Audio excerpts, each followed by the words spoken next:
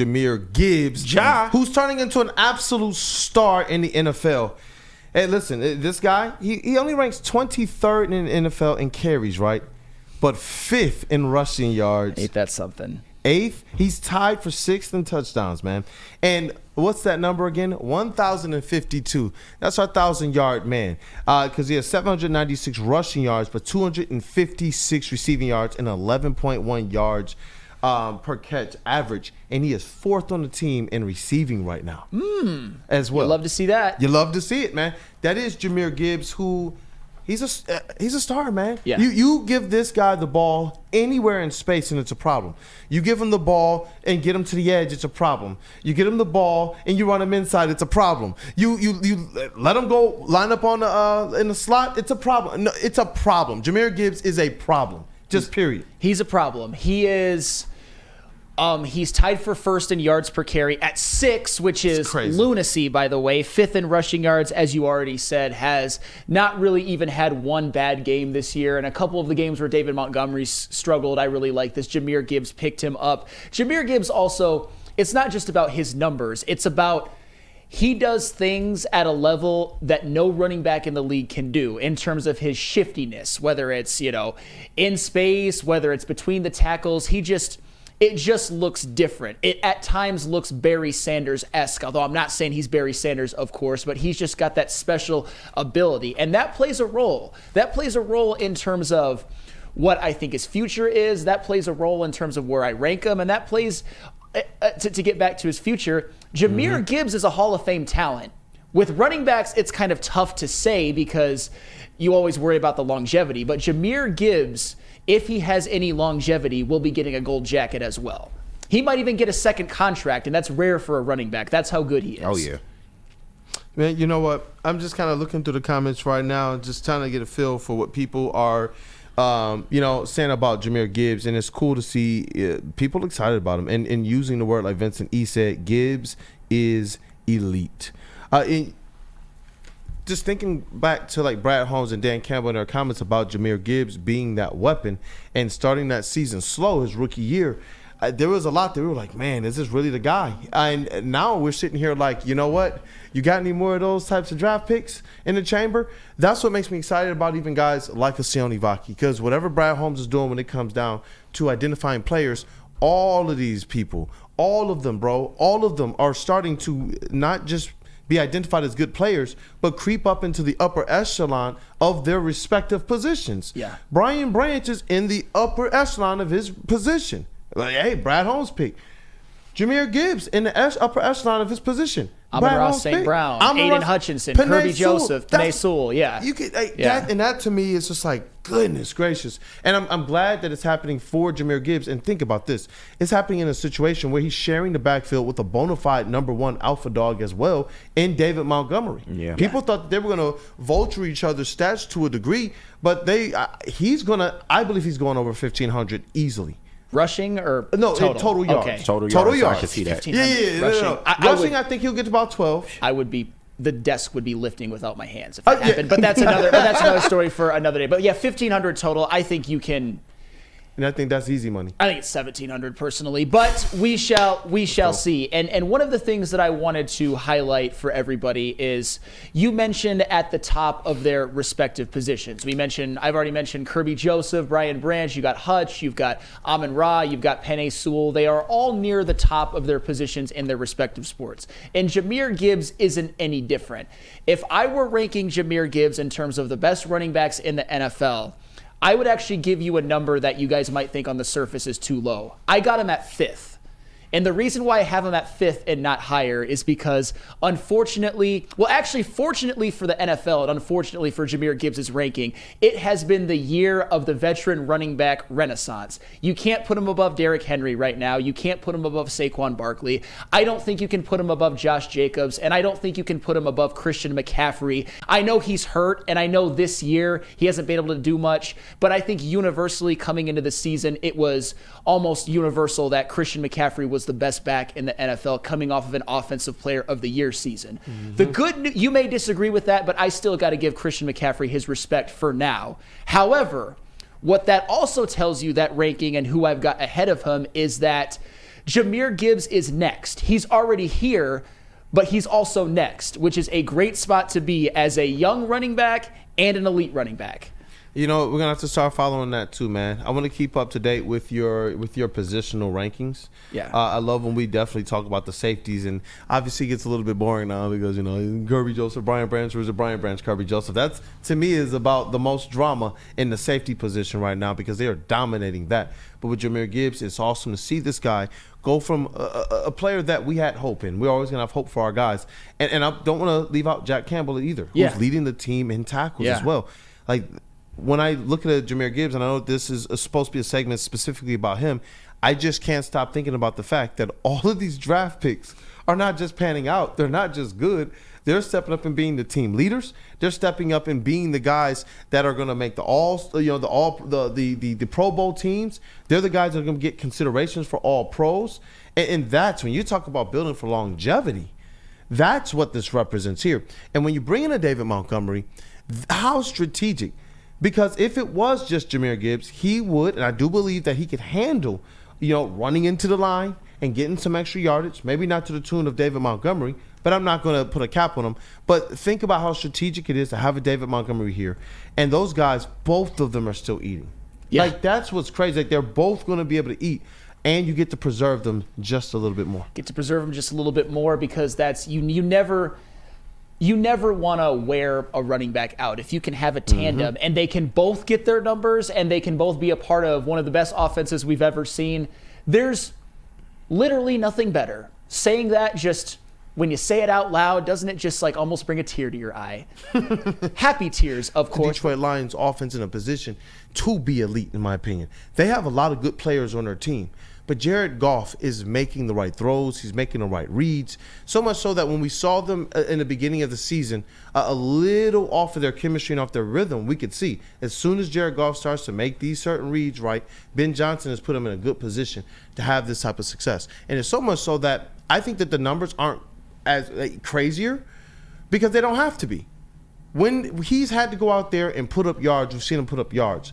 But realistically, if you're going out there and you're only going to miss maybe 3, 4, 5 passes a game and you're completing your drives mostly in scores, well, you know what? You're not going to go out there and have 600, 700, 300, 400 yards passing in a game and 5 touchdowns in a game every single week. The good news, though, is that you're 100% right. There have been games like the Titans one is obviously the most is the most obvious where they had short fields all game. All game they had short fields, and whether it was Khalif Raymond, whether it was Kirby Joseph, they had short fields all game. So Jared Goff wasn't able to accumulate all of the counting stats that you would like, although he did have 3 touchdown passes. The good thing, though, is that there are numbers that account for that, and that's why I personally have 8 criteria of how I judge and where it favors Jared Goff and where it favors Josh Allen. Let me just lay out that case really quick. Completion percentage, it's Goff by a wide margin. Yards per attempt, it's Goff by a wide margin, and Jared Goff is actually number 1 in the NFL, and that kind of speaks to number 1 in the NFL in yards per attempt. Yes. Seriously. That speaks to, and I think we talked about it yesterday, and Broder echoed it in the chat, throwing receivers into yak yards. Yep. Yes. Like I mean, you saw it in the last game with Amon-Ra St. Brown's first touchdown and with Jameson Williams' touchdown. That's what's going to give you a lot of the yards per attempt numbers. Yards per attempt, it's Goff by a wide margin.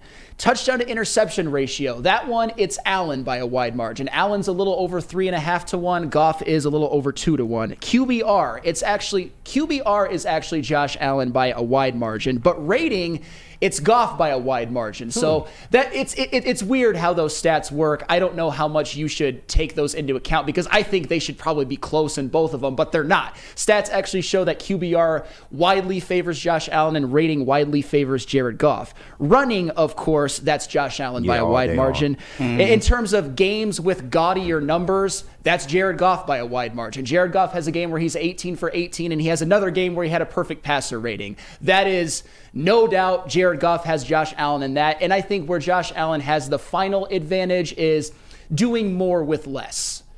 So when I looked at those 8 categories, it's Goff has 4, Allen has 4, And honestly, if you want to look at team record, I think it's kind of a wash. I think Jared Goff is maximizing the Lions and Josh Allen is maximizing the Bills. They have the best records in the NFL and the best point differentials in the NFL, although the Lions is better. So if you want to say that's a tiebreaker, or if you want to just say like hometown bias is a tiebreaker, I'm not mad at you, because Jared Goff freaking-lutely deserves the MVP. He does. Fired up, yes, boy. Yes. And it's because as we've continued to just kind of look at what Goff is doing, I get it. Every sports fan is going to cape when their guy gives them an opportunity to do so. But Jared Goff has given us opportunity to do so at this rate. And obviously we know you want to keep winning. But as I continue to see Jared Goff in a Lions uniform over the last 2.5 years, all of these other narratives about him versus the other quarterback have gotten thrown out the window, because when it came down to winning time, it was always Jared Goff on the other side of winning those duels. That's why he has the wins that he has against Patrick Mahomes. That's why he has the wins that he has against Matthew Stafford. Those guys faltered and threw interceptions when it mattered in big moments. Jared Goff led his team down and scored when it mattered. Played clean football. We're not saying that there aren't games you can point out where it's like, okay, he had a bad game here or there. But we do know this. A large portion of the success of Jared Goff and the Detroit Lions has been clean football, but in particular in the big moments. We talk about how the secondary is catching other quarterbacks in the red zone making mistakes, whereas Jared Goff is a quarterback who is putting his team in a position to get points when they get down into the red zone. And that's why I'm like, those types of things matter, because we can talk about all of the big arm quarterbacks. I remember what people felt about Justin Herbert last year. I remember what people were telling me, that Justin Herbert had the arm strength. Justin Herbert was a more talented quarterback. Justin Herbert was going to slice and dice up the Detroit Lions defense, and that there was no way that Jared Goff was going to be able to keep up with the counting stats of a Justin Herbert. And then he went out there and did it. And that's the thing, because Justin Herbert had himself a hell of a game too, but he threw the interception, and that's oftentimes the difference.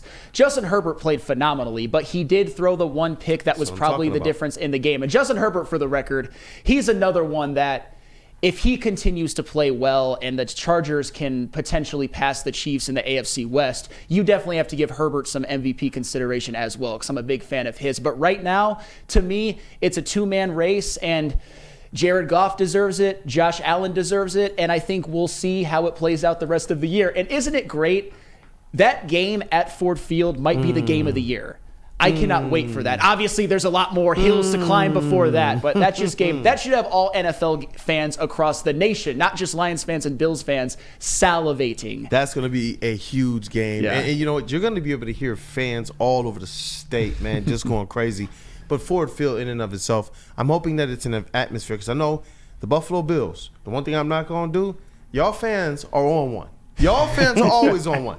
But I'm hoping that Detroit can impress you guys when you come to Detroit, and that it is a situation where we see the Bills having to call a timeout because it's just too loud. They can't get the play call in, or all of a sudden you're seeing the false starts and things of that nature.